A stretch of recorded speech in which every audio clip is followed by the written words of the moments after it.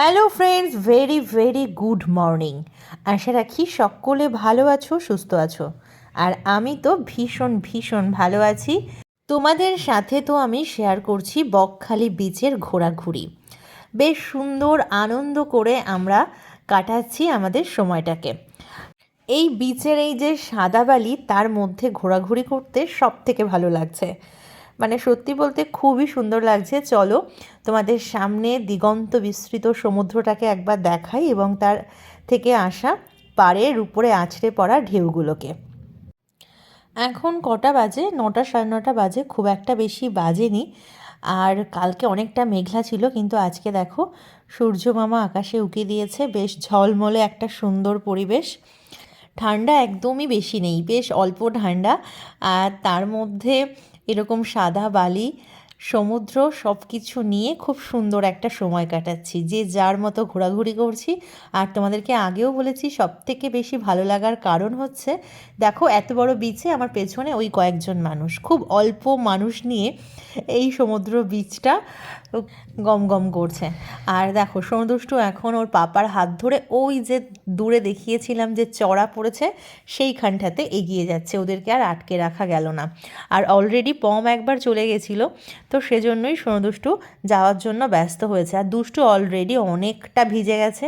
ও অত বোঝে না, জলের মধ্যে নামলেই এত লাফালাফি করতে থাকে, তো ভিজবেই, এটাই স্বাভাবিক। ওই দেখো ওর প্যান্ট ট্যান অনেকটাই ভিজে গেছে। এতটা ভিজবো ভেবে এসেছি কিনা জানি না, ব্যাগে কতটা জামাকাপড় আছে সেটাও আমাদের খেয়াল নেই।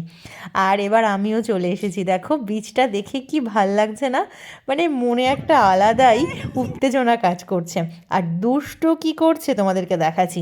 ছুটে চলে যাচ্ছে একদম দূরে। ওর এতটুকু না ভয় নেই যে ওদিকে মা বাবা কেউ নেই, আমি এত দূর যাব।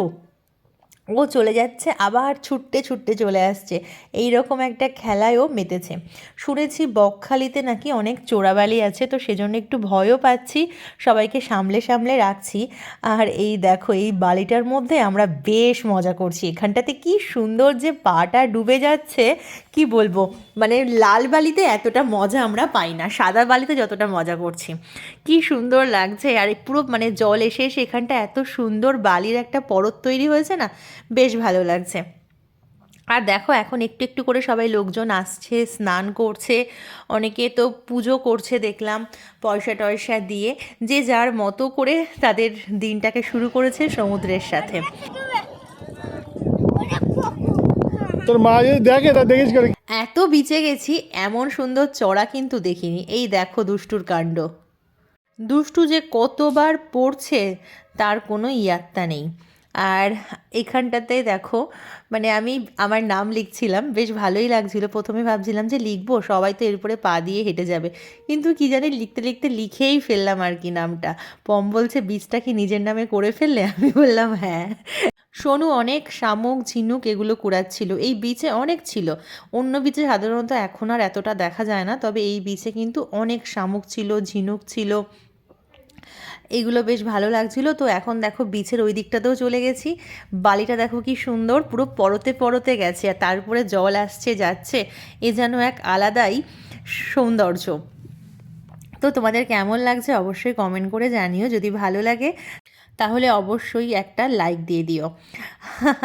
তো দেখো কত মজা করছি, খুব ভালো লাগছে। আর কয়েকদিন ধরে তোমাদেরকে আমি শুধু সমুদ্রই দেখিয়ে যাচ্ছি। আজকের পর আমরা এখান থেকে বেরোবো, হোটেল থেকে সোজা কটা সাইট সিন আছে সেগুলো ঘুরে বাড়ি, ব্যাস বাড়ি ফিরে আবার সেই একই রকম রুটিন শুরু হবে। আমরা আসলে একই মানে একঘেয়ে রুটিন থেকে মাঝে মাঝে একটু বেরোলে খুবই ভালো লাগে। সেই সকালে ওঠা, বাচ্চা সামলানো, রান্না বান্না, একই রকম দিন চলে। সেখান থেকে একটুখানি বাইরে বেরিয়ে আসলে না, সত্যি আবার যখন বাড়ি ফিরি অনেকটা সতেজ হাওয়া, একদম মানে মন প্রাণ ফুরফুরে হয়ে যায়। বাড়ি ফিরে আবার নতুন উদ্যমে কাজ করতে পারি। সেই জন্যই চার দেওয়ালের মধ্যে থাকতে থাকতে যখন হাঁপিয়ে উঠি, তখন চলে আসি ছুট্টে পাহাড় বা সমুদ্র, জঙ্গল, যেখানে হোক। আমার তো বাবা যেখানে হোক, একটু কেউ সুযোগ দিলেই আমি চলে আসি। অনেকে আবার বলে ওইখানটা ঘুরে এসেছি, এক্ষুনি আবার যাব না সেই একই জায়গায়। আমাকে বললে আমি চলে যাব, কারণ অন্তত ঘর থেকে তো বাইরে যাচ্ছি, এটাই আমার কাছে একটা বড় সুযোগ।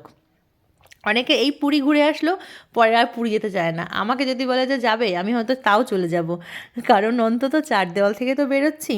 তো দেখো এখনও মজা করছি, আর দুষ্টু দেখো কতটা দুষ্টু, এই দেখো, দেখেছো? এইরকমই সব সময় ও দিদির সাথে করতেই থাকে। আমরা এবার বিচ থেকে আস্তে আস্তে উপরের দিকে উঠবো। পম তাড়া দিচ্ছে, হোটেল অলরেডি আমাদের 10টা অবধি টাইম দেওয়া আছে, 10টা তো এখানে বেজেই গেছে। একদমই মানে সত্যি কথা বলতে না, মনই চাইছে না যে সমুদ্র থেকে উঠে হোটেলের দিকে যাই, এত ভালো লাগছে। কিন্তু কিচ্ছু করার নেই, ফিরতে হবে আমাদের এবার। দুষ্টু অনেক অনেক অনেক মজা করে নিল। দুষ্টু পুরো একদম ভিজেই গেছে, ওকে এবার চেঞ্জ করাবো। ব্যাগে তো মোটামুটি জামা কাপড় নিয়েই আমরা ঘোরাঘুরি করি। তো চলো এবার আস্তে আস্তে আমরা ফিরবো, হোটেলে যাব, ফ্রেশ হব এবং বেরিয়ে আসবো। এই যে এখন সমুদ্রকে টাটা করে আমরা এগিয়ে চলেছি সামনের দিকে। আর এরপরে একদম হোটেলে এসে পুরো ফ্রেশ হয়ে চেঞ্জ করে তারপরে আমরা রেডি হয়ে দেখা করছি। পুরো রুমটাকে গুছিয়ে দেখে নিচ্ছি কোথায় কি আছে, আমাদের কোনো জিনিসপত্র আর পড়ে আছে কি না। প্যাকিংটা পমি খুব সুন্দরভাবে করে, সব কিছু দেখে টেখে নিচ্ছে। তারপরে আমরা বেরিয়ে পড়েছি। আমরা এখন হোটেল ছেড়ে বেরিয়ে পড়েছি। আর দুষ্টুর হাতে দুটো পেন, এই দুটোই ওরা কালকে মেলা থেকে কিনেছে। তো চলো এবার আমরা বনশ্রীতে যাব, সেখানে খাওয়া দাওয়া করব, হোটেল ছাড়বো, সেখান থেকে টোটো নেব, নিয়ে বনশ্রীতে যাব, সেখানে গিয়ে আমরা খাওয়া দাওয়া করব।